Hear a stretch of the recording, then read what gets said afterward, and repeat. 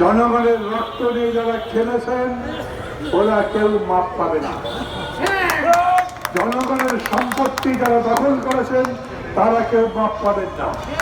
যারা জনগণের ভোটের অধিকার কেড়ে নিয়েছেন তারা মাপ পাবেন না। ওটা ব্যক্তি হোক, নেতা হোক, দল হোক। রক্তের নদীতে সাঁতরে বাংলাদেশ নতুন করে আবার জেগে উঠেছে।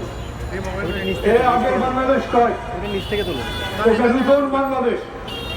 যারা লড়াই করেছেন, জীবন দিয়েছেন, যারা লাগাতার সংগ্রাম করেছেন, তারা সবাই বলেছেন এই দেশ দেখতে চাই না। যেই দেশে হাঁটতে মনে হয় ছায়া পেছনে যায়, যেই দেশে মানুষ প্রতিনিয়ত গ্রেপ্তারের ভয় পায়, আয়না ঘরের ভয় পায়, মৃত্যুর ভয় পায়, আহাজারি করে, সেই দেশ চাই না। ওই যে কবি বলেছিলেন না, এই মৃত্যু উপত্যকা সে আমার দেশ নয়, নবারুণ ভট্টাচার্য। এই বাংলাদেশ ছিল একটা মৃত্যু উপত্যকা। আমরা সেখান থেকে জীবন ছিনিয়ে আনবার জন্য লড়াই করেছি এবং জিতেছি। 250-টিরও বেশি ডিজাইন অপশন নিয়ে ওয়ালটন স্মার্ট ফ্রিজ, বোঝে আপনার প্রয়োজন। আমি এই জন্যে যে বীর সেনানীরা এই লড়াইটা শুরু করেছেন এবং শেষ করেছেন, এদেশের প্রায় প্রতিটি গণ আন্দোলনের ভ্যানগার্ড, অগ্রণী বাহিনী, অগ্রণী সৈনিক, সেই বীর ছাত্রদের গভীর শ্রদ্ধা জানাচ্ছি। একই সঙ্গে যে জনতা, যে মানুষগুলো লড়াই করেছেন নিরন্তর, তাদের সবাইকেও আমি সম্মান জানাচ্ছি। আমি একটু আগে আপনাদের বলেছিলাম কেন তারা জীবন দিয়েছে। একটা নতুন বাংলাদেশ করতে, যেই বাংলাদেশে অবিচার থাকবে না, শোষণ বৈষম্য থাকবে না, মানুষের মর্যাদা থাকবে, মানুষের কথা বলার অধিকার থাকবে, গণতন্ত্র থাকবে, ভোটাধিকার থাকবে, সেই রকম বাংলাদেশের জন্য।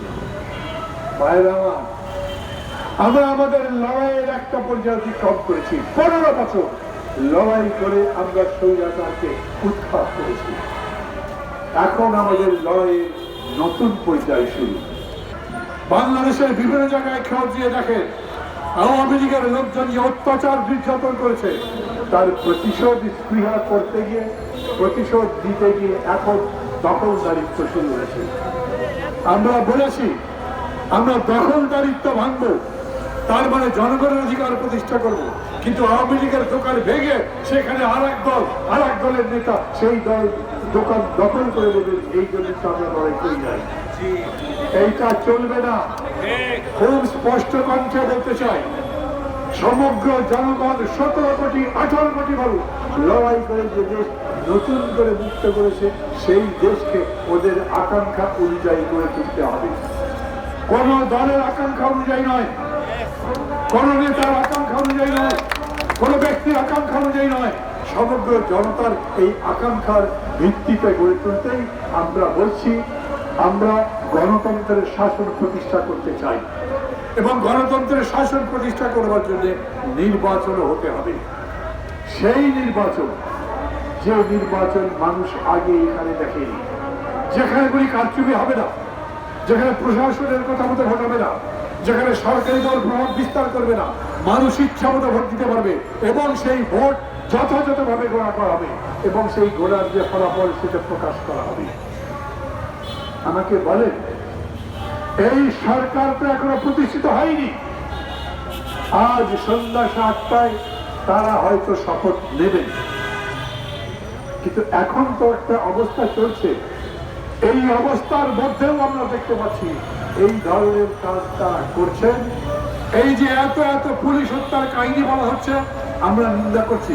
পুলিশ হত্যা করবার দরকার নেই, কিন্তু এও ভাববেন যারা এরকম করে বলছে, যেমন আমাদের প্রতিবেশী রাষ্ট্র, তাদের পররাষ্ট্রমন্ত্রী, তারা বাংলাদেশের সাম্প্রতিক পুরো ঘটনাকে মনে করেছে কেবলমাত্র বিশৃঙ্খলা, কেবলমাত্র অগ্নিকাণ্ড, কেবলমাত্র খুন লুটপাট, মানুষকে জীবন দিল, আন্দোলন করলো, সেই কথা তারা বলেন না।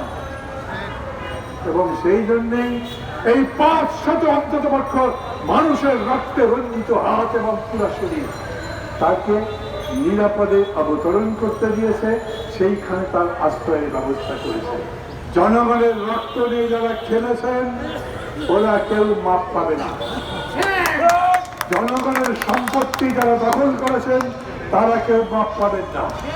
যারা জনগণের ভোটের অধিকার কেড়ে নিয়েছেন তারা মাপ পাবেন না, ওটা ব্যক্তি হোক, নেতা হোক, দল হোক।